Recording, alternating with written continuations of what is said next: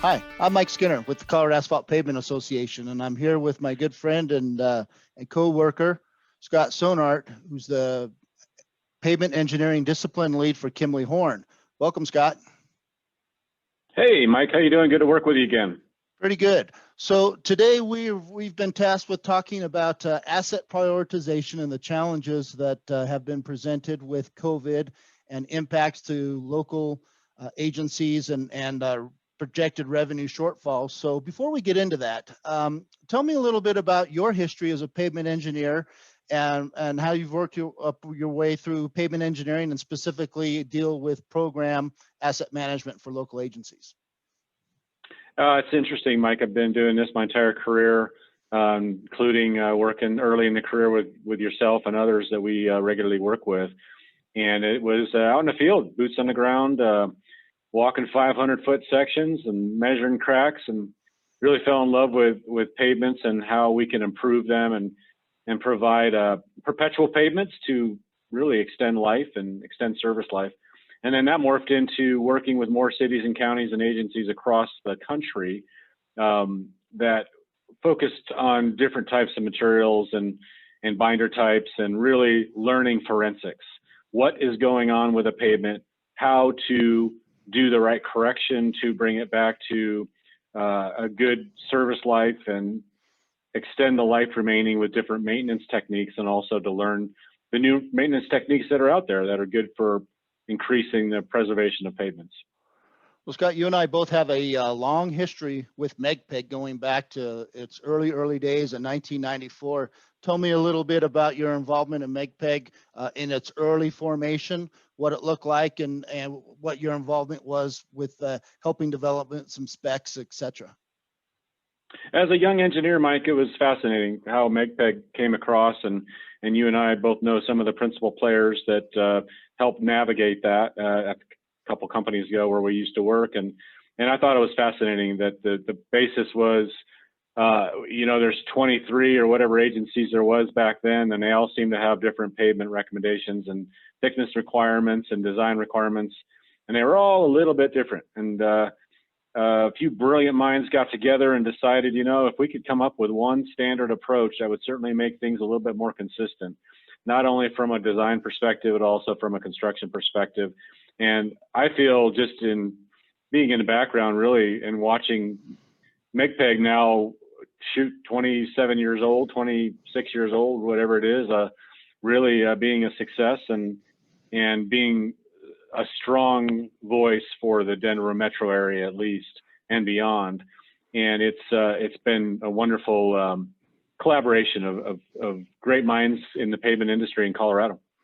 Well, you can see on the slide here, here's a current snapshot of what MEGPEG looks like, and it's the core 16 local agency members that are represented with the city icons there, and their jurisdictions highlighted in pink that I put together this map. And what's interesting, and when you look at the footprint in the Denver metro area alone, the MEGPEG agencies are responsible for maintaining over 7,000 centerline miles that are represented within the DRCOG footprint, and that's over 80% of the mileage that DRCOG, or the Denver Regional Area Council of Governments, is responsible for maintaining. So MEGPEG has a very strong and unified voice when it comes to designing, constructing, and then most importantly, maintaining that network. And just a couple of years ago, MEGPEG led the way and issued a TAM guide, or a transportation asset management guide, to help not only the MEGPEG members, but all the other agencies up and down the Front Range to manage and prioritize their assets. So that's kind of what we're going to focus on a little bit today. One of the things before we talk about— Mike, as well, sorry to interrupt you, is an interesting sidebar with that, with the company I currently work for. They were referencing mostly DOT and other specs, but over the last couple of years, just at our urging, they're referencing MEGPEG specs now because of the different nuances in there, and it certainly is an important voice, like I said, for developing pavement recommendations across the city and the state.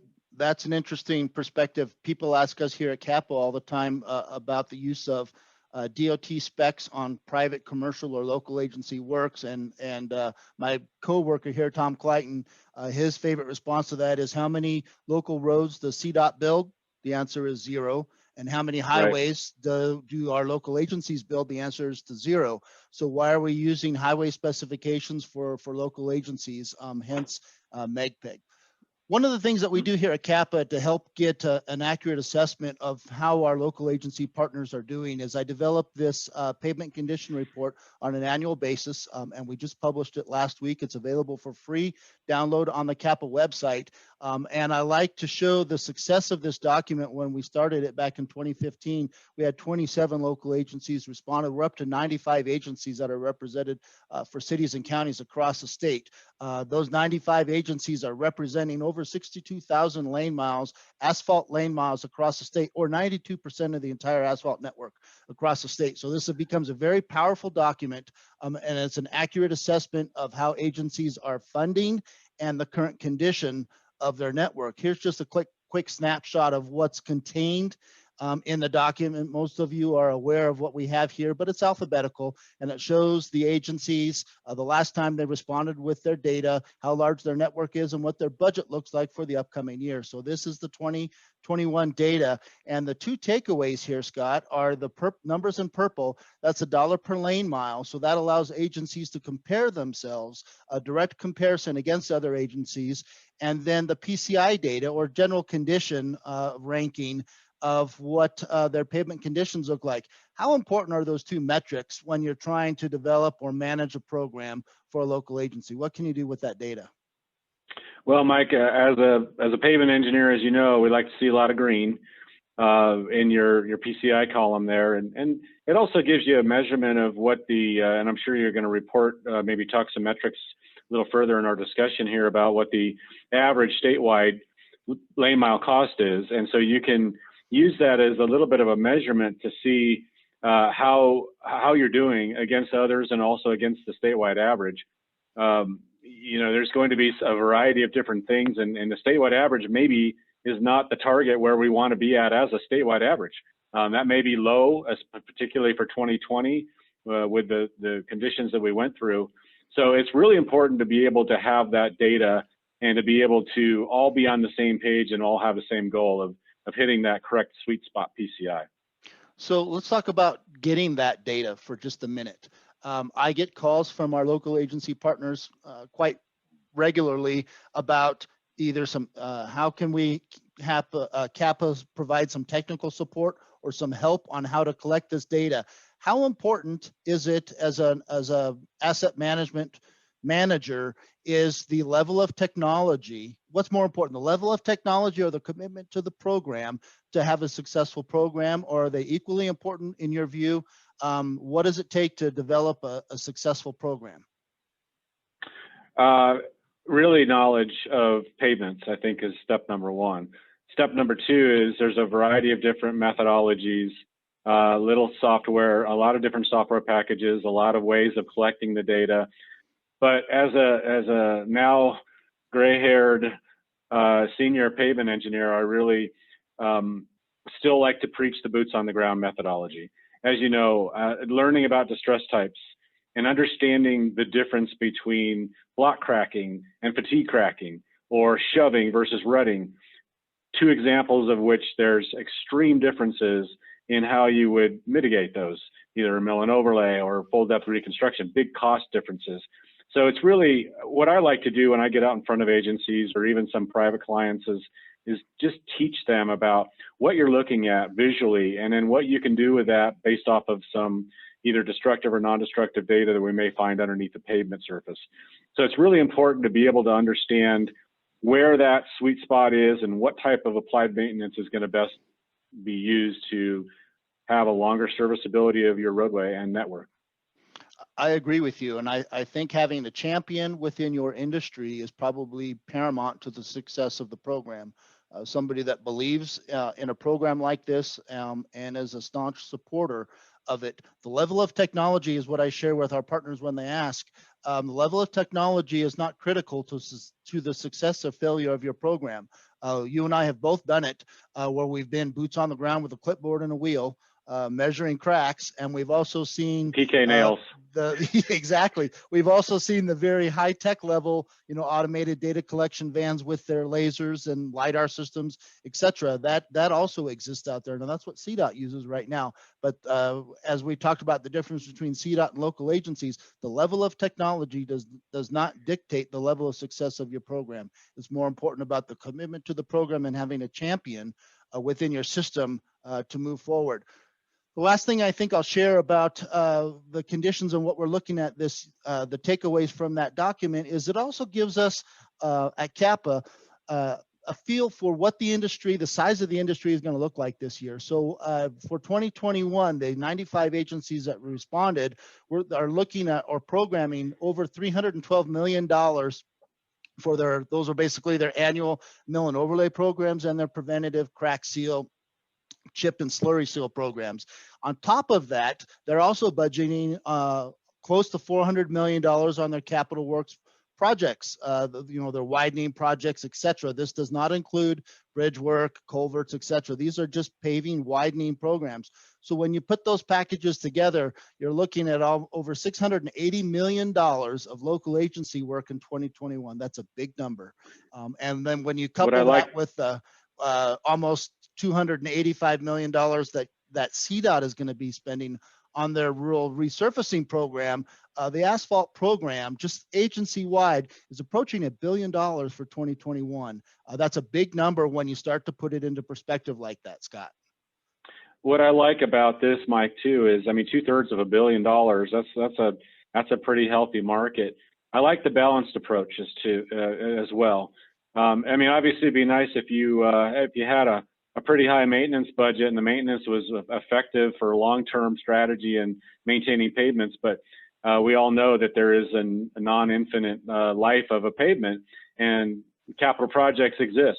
But being able to see nearly 50-50 cut between your maintenance dollars and your capital projects, to me says that the program is working for sure. And just to be able to share some of these data and maybe help others, on how to implement some of those strategies is an awesome way to proceed. That's a great way to and look I really at like. the difference. I'm sorry. Go ahead. I'm sorry. I was asking you, Mike, about hopefully we'll see other measures here, coming up regarding the ballot initiatives. I think you're going to talk about that the next slide. But yeah, let's get some more past some of these measures and be able to put some of the tax dollars to work. Sustainable funding is the biggest issue when we talk about pavement management and asset prioritization. You and I have been doing this for a long, long time, and all the clients and agencies that we've ever interacted with, every one of them will tell you, if it's not their top priority, it's one of their top 3 priorities, is developing a sustainable funding program.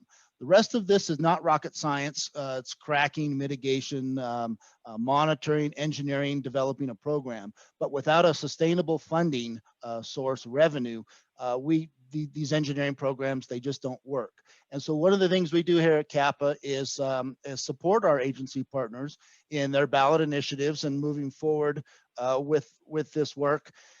And so we like to share some of the successes. So back in November, there were 2 local agencies that were successful on their ballot initiatives. And the reason we share this is because it has direct impact on maintaining a sustainable funding stream.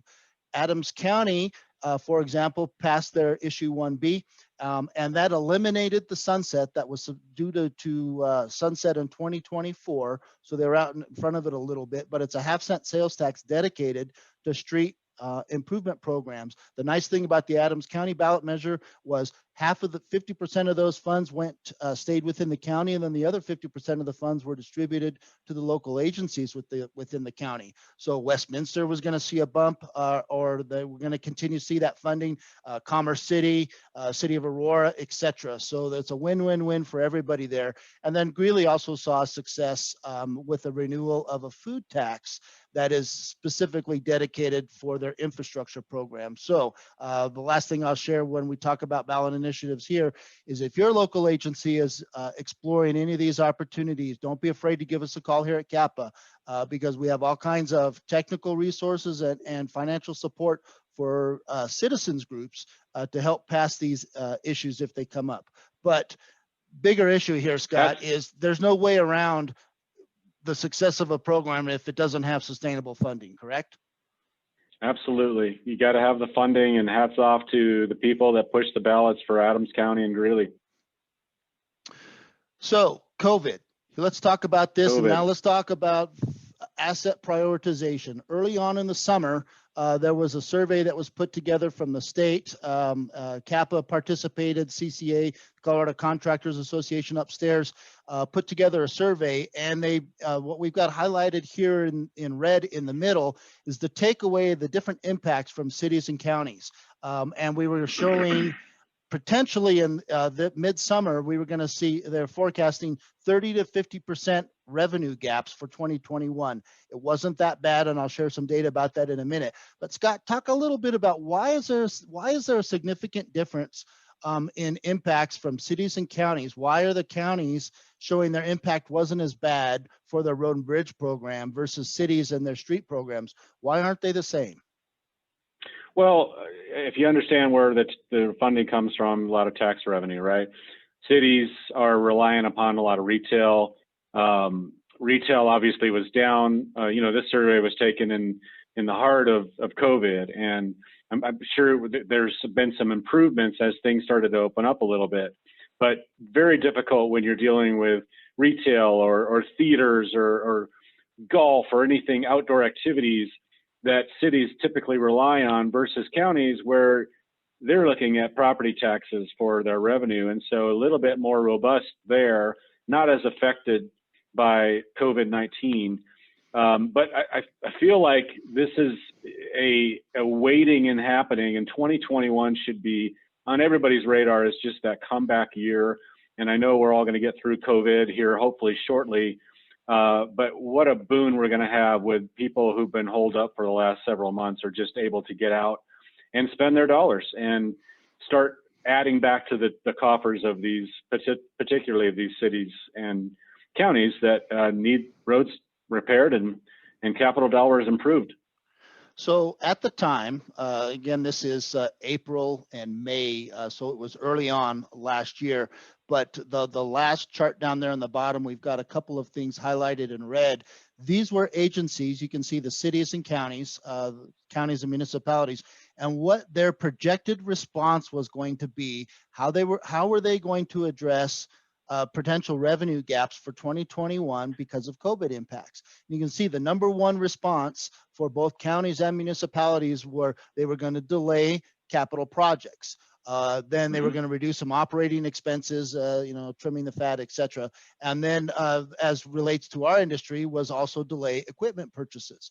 So those were going to be the primary responses to addressing revenue gaps. And so talk a little bit, Scott, about why and how important it was that maintenance isn't on this list, and why that's a good thing, that they weren't prioritizing delaying maintenance. They were prioritizing delaying capital projects that hadn't been let or that weren't under contract yet, but they really weren't addressing their maintenance needs because they recognize how important those are. Well, I think that, Mike, sums up asset prioritization. Where do you need to catch a roadway in its service life in order to sustain its life, its long-term life? And that's in the middle, early stages to the middle of its life.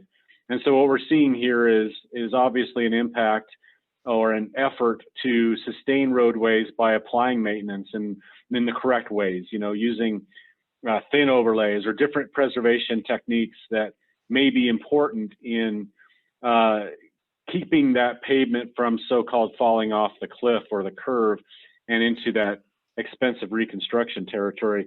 There's a lot of different products out there, and there's a lot of different paving techniques that we've really have been impacted since the advent of super pave technology, for one, back in the late 90s, that are really able to sustain pavements a lot more than we used to. So hats off to all those that the agencies that are really putting their dollars into the crack seals and seal coats and other preservation techniques that are keeping pavements a lot more sustainable. Here's a great example of what you were just talking about, Scott. This is just a couple of agencies. I just kind of handpicked a couple of agencies to show this is 2021 data for what their approved budgets look like this year. And you can see some of the positive growths. Denver, where they're putting an additional $100 million in through their Elevate Bond program. Douglas County saw a bump in their budget. El Paso County is good. Some of the other ones that are showing a decrease, but we have to be careful here because Moffett County, way up in the northwest Colorado, up there by Craig, is a great example. Their county commissioners asked the all departments to take an 8% reduction in their overall budget, but their road and bridge department got a bump. They got a $540,000 bump, which is significant for Moffett County. So while their overall county budget was down, the road and bridge budget actually went up by $500,000 because they recognized the need and importance for their roadway prioritization. I think the last slide that we talk about here is revenue that we look like. I'm able to compare agency to agency and year to year and get a direct comparison. And this year I had 27 agencies that responded to our 2021 survey and our 2020 that I could do a direct head-to-head comparison. And so when we look at these 27 agencies, 13 of them said their budgets were going down this year. 58, basically 50%. 14 of those agencies said they were either going to maintain or increase their budget for 2021. So when I mentioned earlier that earlier fallout from the survey that said maybe we're going to see 30 to 50% reduction in agencies, it didn't turn out that bad. So if you look at a net gain, the agencies that are going down versus the offset of the agencies that are going up, it's a net gain for these agencies by about $2.5 million. Basically, out of that $320 million, it's a neutral thing, but it's great. We're not seeing agency funding going like this. We're seeing it go like this. That's good news for everybody. Absolutely, Mike, and especially with the all important trend that we all know is around. Haven't seen the 2020 data yet, but population increase. I mean, Colorado is just in such a huge area of growth. I read somewhere that the Western Slope is about to, I mean, they've already boomed, but they're about to boom again. And we all know what's going on with Castle Rock and everything north of Denver, and just the tremendous growth in population. And like I said earlier, I think you're going to see in the next year or two just a significant population increase, and everybody wants to come to Colorado, which is great. But to be able to, at least, even with the huge year that happened in 2019, followed by 2020, and all the issues of 2020, to see a budgeted increase is positive growth. I mean, it's not the rate we'd like to see, of course, you know, with all things considered, but I take this away as a huge positive for our state. I agree. It's the sky is not falling, and with some proper management, we can get through this without some serious negative impacts. Talk to me for a minute about that overall. When you look at the performance of an agency, and they tell you their overall PCI score, how heavy of a lift is it to get to raise that PCI score versus how easy it is for that PCI score to backslide? And to try to dig yourself out of that hole. There are two different levels of effort to maintain or to raise or to lower. A good example of that, Mike, and I won't list any agency names, but just being able to get with them on a particular year, let's say like 4 years ago, and we initiate the discussion of, hey, we need to implement a pavement management program. We need to be able to get a good handle on what our overall PCI is. We looked at it in 2013, for example, and now in 2017, we feel like we're falling off a cliff a little bit. You know, what can you do to help us? And so we'll provide them with some education, like we talked about earlier. And oftentimes that won't get implemented for the next, year or two. And at that point, it's becoming more critical, and that easy maintenance, those easy maintenance dollars are now becoming heavier rehabilitation or reconstruction. So the time to act is now, and we often use the phrase of, you don't want to implement 2010 pavement management applications. It's changed, and there's like I alluded to earlier, there's a lot of ways to maintain a pavement, but hopefully being able to catch that number at something that's manageable for you to be able to implement with the budgets that are tight, a little bit tighter right now, obviously we're talking about, but still to be able to have that where you're just to a point where you've got to get rid of some roads off your roadway because they're just beyond salvage and you don't have the funding to be able to do capital projects to improve them.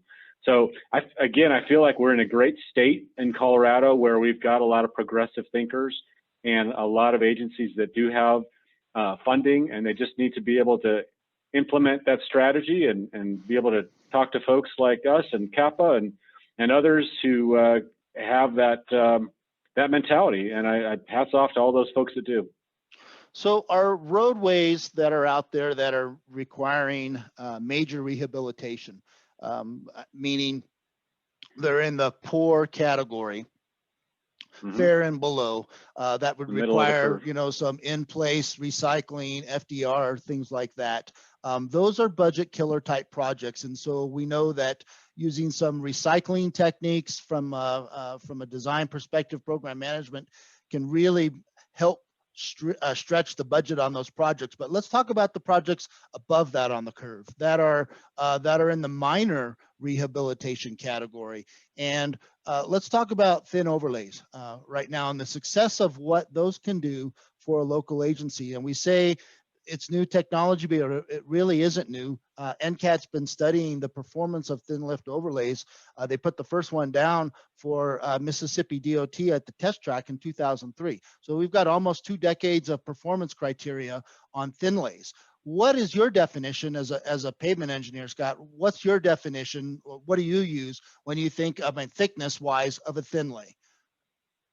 I love thin overlays or thin lays. And you mentioned Mississippi. I was going to jump in and say the Deep South, Mississippi, Arkansas, Alabama, the Florida Panhandle, huge into thin overlays. Their DOTs have implemented that ultra thin overlays, which, ½ inch, even 3/4 of an inch.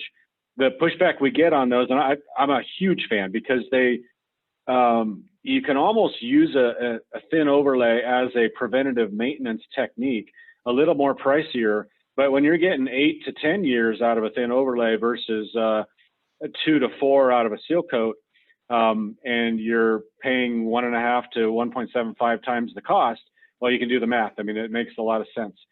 I think that the challenge is there's still that overlay mentality that, oh, it's a rehabilitation, it's going to cost me this much, and why am I going to a thin overlay when I might as well just go to the thick overlay?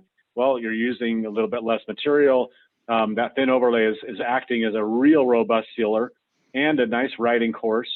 The other mentality I think that we need to continue to educate is with some of our contractors and being able to find the right aggregates and the right mixes. Personally, I've designed some thin overlay mixes and they tend to work very well. They're very durable. Sometimes they're hard to test because, you think you need to test in terms of density and some of the other measurements that we measure traditional overlays with, we may not apply to a thin overlay. So I love where you're thinking, Mike, and I'm hopeful that we can help lead that charge and maybe even get more methodologies out there on how to design and implement a good thin overlay here in Colorado. Well, I think that's a great place to wrap up our discussion here today, Scott, is leave a couple of takeaways for our agency partners. The picture isn't as gloom as we thought. Developing a sustainable funding program is critical, and consultants and CAPA have some resources out there and available. And then the final takeaway are what are some of the actual tools that you can use, and the thin lay overlays that ½ an inch to inch range. It's really that sweet spot is about 3/4 of an inch.